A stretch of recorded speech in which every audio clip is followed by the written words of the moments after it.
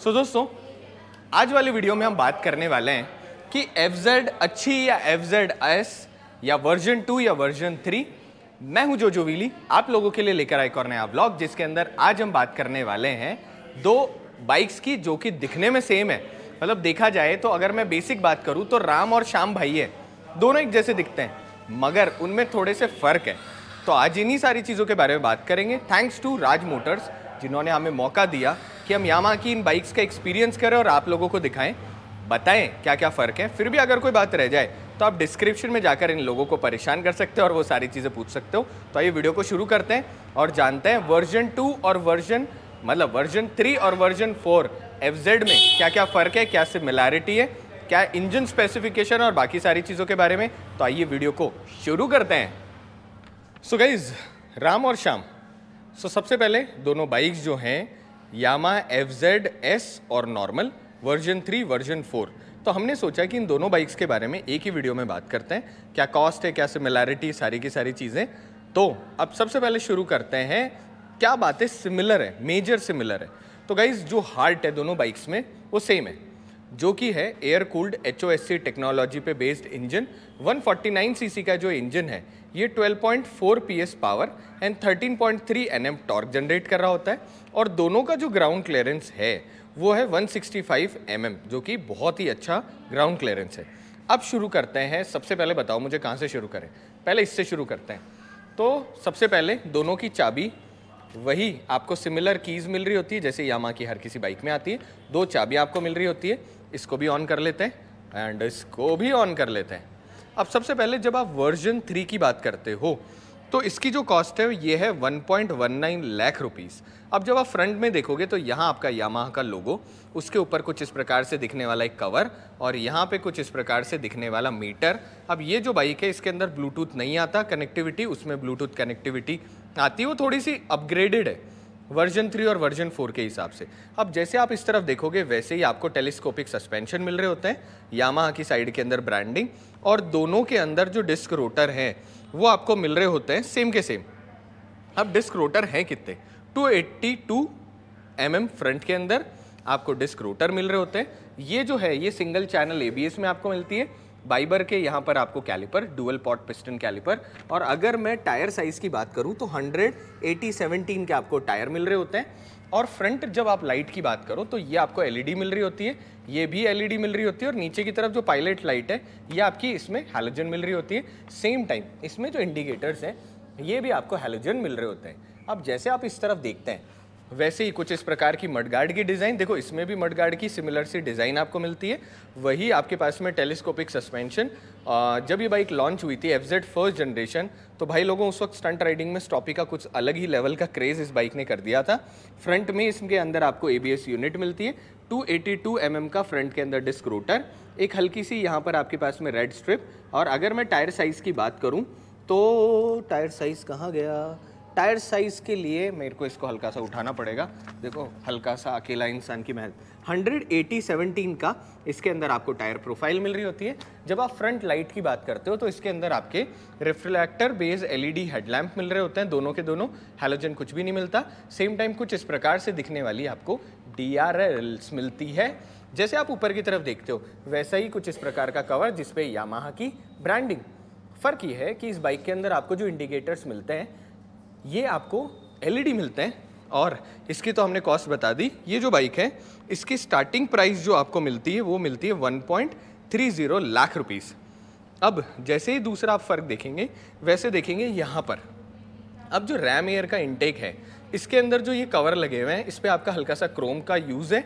यहाँ पर आपके पास में मैट ब्लैक है, देखा जाए तो मुझे मैट ब्लैक ज़्यादा खूबसूरत लग रहा होता है। नीचे की तरफ जब आप देखते हैं तो यहाँ पर इसमें एक प्लास्टिक का नीचे की तरफ सम गार्ड डिज़ाइन लगी हुई है, इसमें भी वैसी की वैसी आपकी डिज़ाइन है। सिंगल सिलेंडर आपका जैसे हमने बात करी थी एग्जॉस्ट मिल रहा होता है, और कुछ इस प्रकार से इसके ऊपर हल्का सा कवर के ऊपर डिज़ाइन और अच्छी खासी खूबसूरत यहाँ डिज़ाइन मिलती है।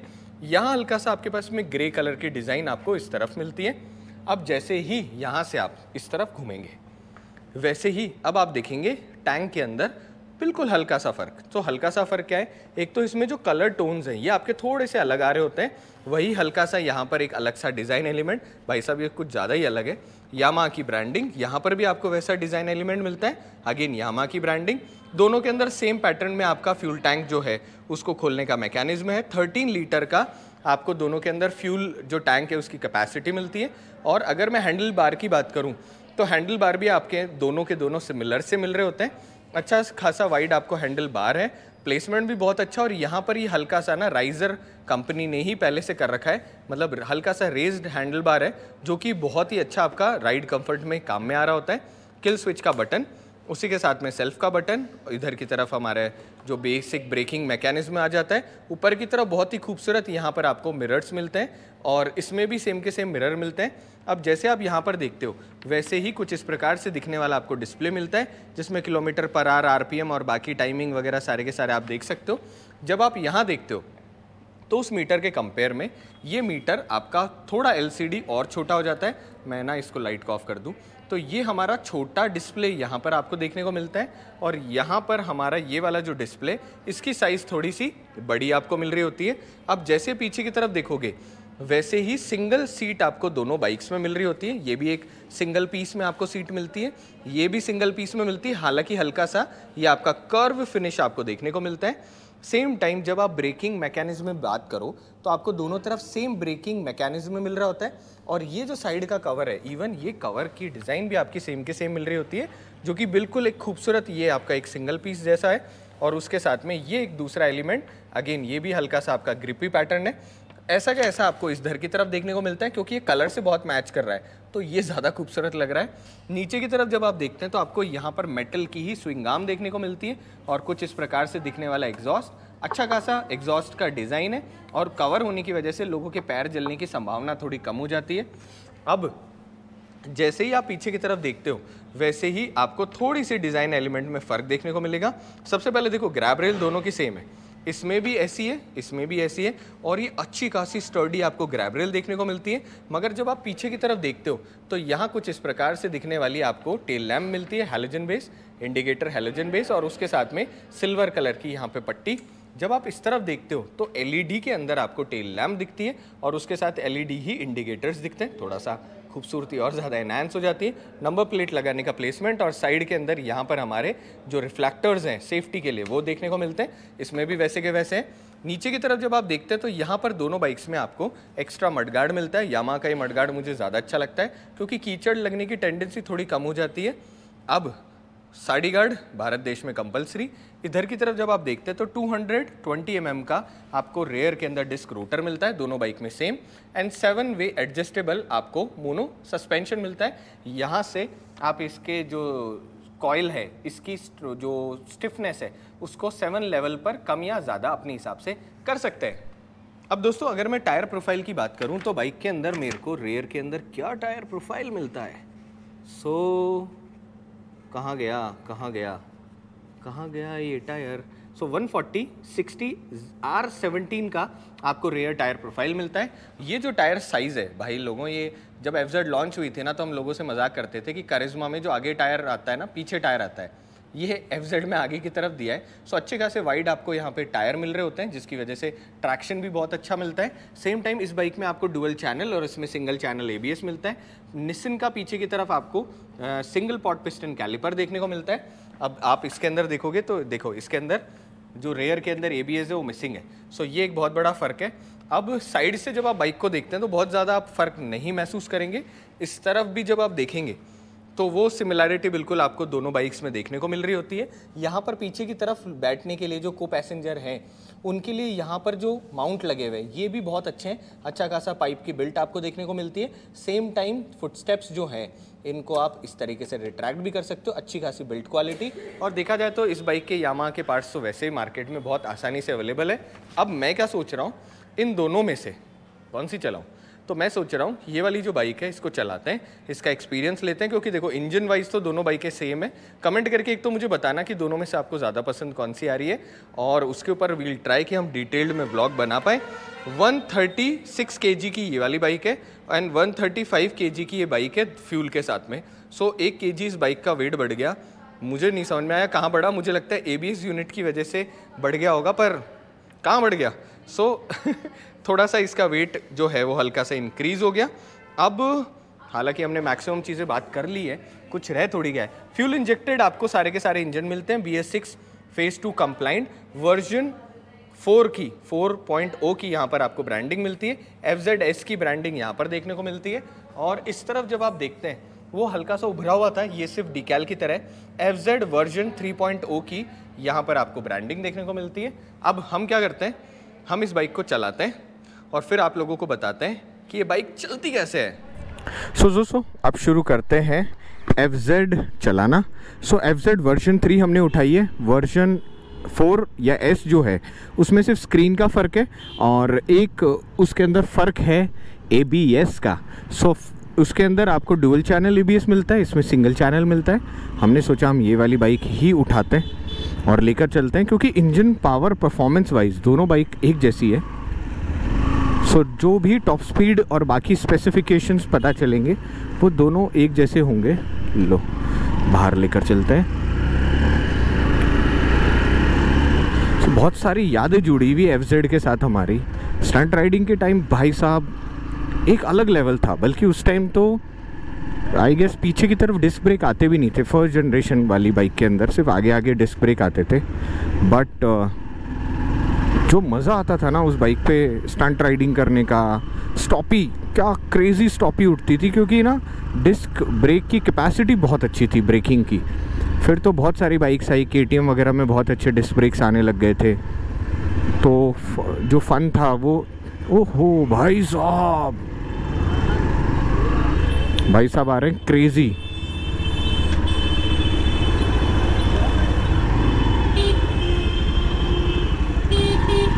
ट्रैफिक हो रहा है पूरे जयपुर में। पॉलिटिकल रैलीज़ के चक्कर में ना पूरे जयपुर में बहुत सारा ट्रैफिक हो रहा है, पर एज ए बाइकर आपको थोड़ा सा फ़ायदा मिल जाता है। आप कहीं पर भी जहाँ पर भी जा रहे होते हो आपको ट्रैफिक कहीं पर भी बहुत सारा परेशान नहीं करता। And this is a beauty of A biking. तो अब एक काम करते गाइज़, हम सीधे के सीधे हाईवे पे चलते हैं। अंधेरा होने वाला, उससे पहले हर गियर की टॉप स्पीड और क्या बाकी चीज़ें वो सारी की सारी टेस्ट कर लेते हैं। बाइक में अब मिलते हैं आपको फ्रंट और रियर दोनों के दोनों डिस्क ब्रेक। और वर्जन 3 में आपको फ्रंट में ABS मिलता है और वर्जन 4 के अंदर आपको फ्रंट और रियर दोनों ABS मिलते हैं। मेरी प्रायोरिटी ये रहती है कि दोनों टायरों में ABS हो तो थोड़ा फ़ायदेमंद रहता है अगर आप रोड पे ज़्यादा चलते हो। हाँ, अगर आप मेरी तरह खेलने के शौकीन हो तो आप ले सकते हो कि सिंगल चैनल ABS से भी आपका काम पूरा हो जाएगा। आराम से गियर शिफ्ट करके आराम से उड़ते हुए आप जा सकते हो जहाँ पर भी आप चाहो। थोड़ी सी स्किल्स एक्स्ट्रा चाहिए होती है उसके लिए। क्या ये राइड जाएंगे? यस, अच्छा किया, इंडिकेटर मिल गया। इंडिकेटर से याद आया, इस बाइक के अंदर आपको जो इंडिकेटर मिलते हैं वो हैलोजन बेस मिलते हैं। ऑल्दो अगर आप देखो तो नॉर्मल आपकी डेली रूटीन में हैलोजन हो या फिर LED, उससे बहुत बड़ा फ़र्क नहीं आता।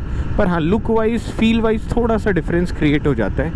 पर मुझे ऐसा लगता है कि जैसे ही आप अगर वो वाली बात करते हो ना तो उसके हिसाब से उसकी कॉस्ट में फ़र्क आता है। अगर आप हैलोजन इंडिकेटर तोड़ते हो और अगर उसको चेंज कराते हो तो ऑब्वियसली उसकी कॉस्ट उतनी नहीं आएगी जितनी आपकी LED वाली की आ रही होगी। सबसे पहले बात करते हैं सिटिंग की। कंफर्टेबल सिटिंग है, बहुत बड़ी टंकी है। ऑल्दो 13 लीटर का टैंक है, बट ये ऐसा फील दे रहा होता है जैसे 17-20 लीटर का टैंक हो। और यहाँ पर जब आप देखते हो तो आपके प्रॉपरली पैर ग्रिप कर रखे होते हैं। अगर मैं फुट स्टेप्स की बात करूँ तो बिल्कुल जिसे कहते हैं ना स्ट्रीट राइड के हिसाब से जैसे आपके फुट स्टेप्स होने चाहिए, जो बिल्कुल एक ट्रायंगुलर शेप बन रही होती है, बिल्कुल वैसे है। डेली रूटीन में अगर आप चलते हो तो आपके लिए बहुत ही ज़्यादा कंफर्टेबल होने वाली है। FZ वर्जन 3 या S बोले, बेसिक जो सबसे पुरानी FZ DNA वो वाला। मीटर की बात करें तो मीटर ये भी अच्छा है, कोई बुरा मीटर नहीं है। आपको जितनी चीज़ें देखनी हो यहाँ पर भी आपको मिल रही होती है। और उस वाले मीटर में जो वर्जन 4 है उसमें भी आपको वैसा मिल रहा होता है। सस्पेंशन अच्छे ट्यून्ड है, मैं इसलिए कह रहा हूँ क्योंकि MT में सस्पेंशन थोड़े ज़्यादा हार्ड आपको महसूस हो रहे होते हैं और बाकी के अंदर थोड़े से सॉफ्ट जैसे होने चाहिए वैसे। इसके अंदर क्योंकि ये थोड़ी सी तेज़ भी भागेगी तो इसलिए इन सस्पेंशन को थोड़ा अच्छा रखा गया है। तो यहाँ पर जैसे देखो आप, मैं खड्डों वाले रास्तों में चल रहा हूँ तो इन खड्डों वाले रास्तों में अगर आप बाइकिंग कर रहे हो तो आपको बिल्कुल भी प्रॉब्लम नहीं हो रही होती। एक बहुत बड़ा एक राय देना चाहूँगा, ओह छोटा बच्चा,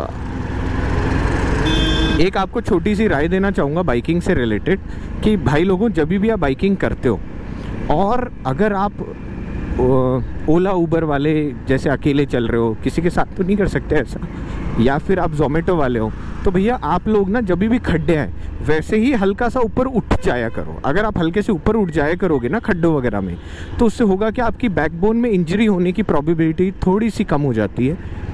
and believe me guys, it work, क्योंकि आप लोगों का रोज़, ये देखो अब मैं खड़ा हो गया हल्का सा, मैंने हल्का सा चला और खड्डों के अंदर इस तरीके से चल के आप वापस बैठ जाओ।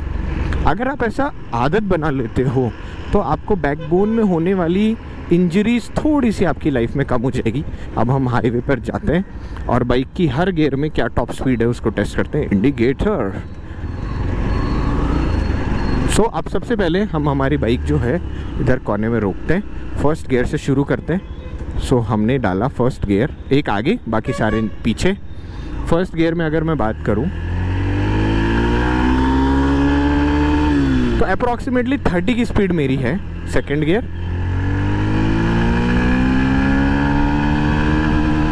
सिक्सटी पे मेरा सेकंड गियर फुल हो गया। थर्ड गियर,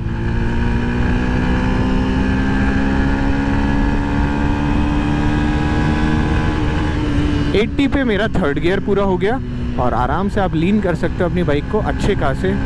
आपको ये देखो 80 फोर्थ गियर में हम आ चुके हैं। यहाँ पर फोर्थ गियर की टॉप स्पीड टेस्ट करना थोड़ा सा जायज़ नहीं होगा क्योंकि रैंप है, तो इसलिए थोड़ी सी ज़्यादा दिखा रही होगी। मैं नॉर्मल कर लेता हूँ। सो हाँ, इसके अलावा हॉर्न की आवाज़ भी सुना देते हैं। सो अच्छा खासा लाउड आपको हॉर्न मिलता है। देखो गाइस, जायज़ तो जायज़ बात है ना, आप कोई भी ऐसा काम मत करो ना लोगों को लगे कि यार आप पार्शल गलत चीज़ बता रहे हो। सो फोर्थ गियर में अब हम इसकी बाइक की टॉप स्पीड चेक करते हैं।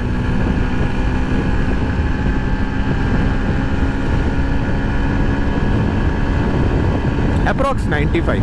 अब इंजन बहुत ज़्यादा आवाज़ करने लग गया। And fifth gear top speed,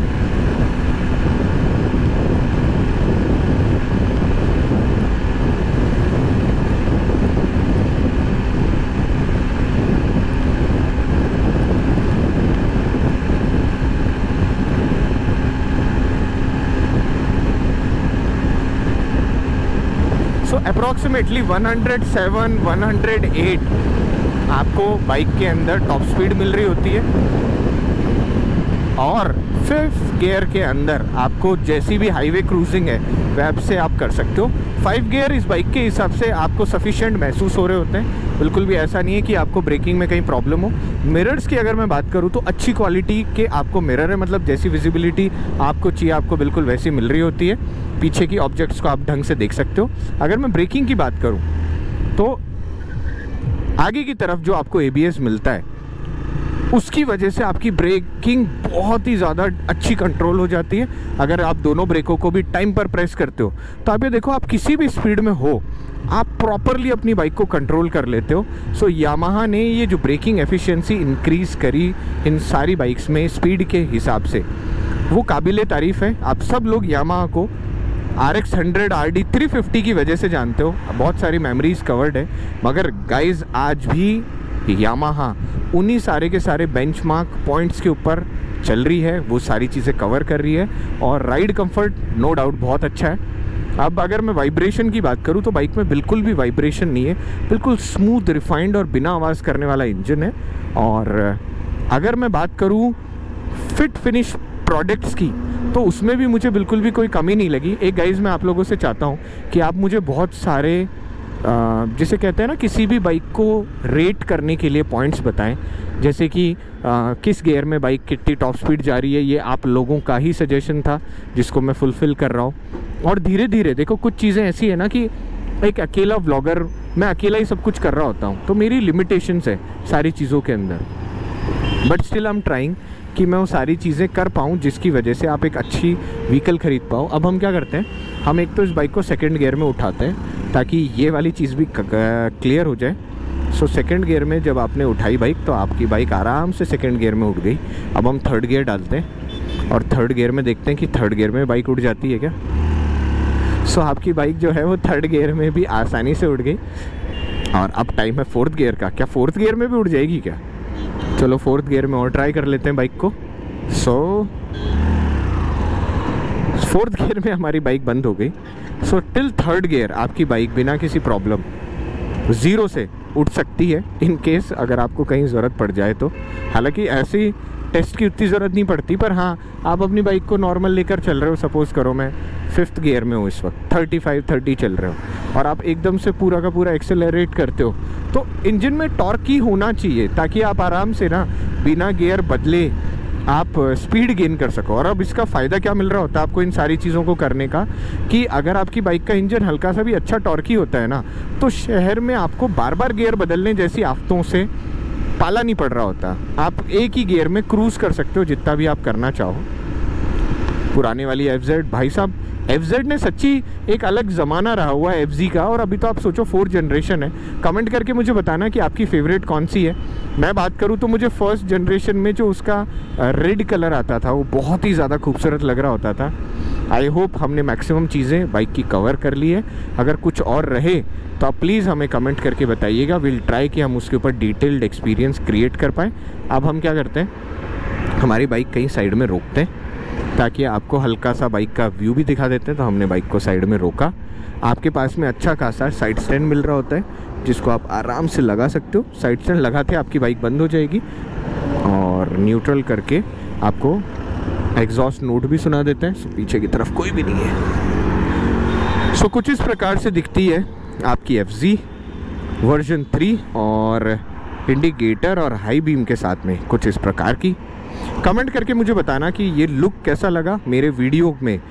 I have tried कि मैं आपको सारे के सारे मेजर पॉइंट्स कवर कर पाऊँ। फिर भी अगर कुछ रह जाए तो आप मुझे कमेंट करके बता सकते हैं। सेम टाइम अगर आपको इस बाइक का एक्सपीरियंस लेना है तो आप राज मोटर्स जाओ, बाइक का एक्सपीरियंस लो जयपुर में। आपके नियरेस्ट जो भी डीलर हो आप वहाँ पर भी जाओ। सो अब आवाज़ सुनाते हैं आपको।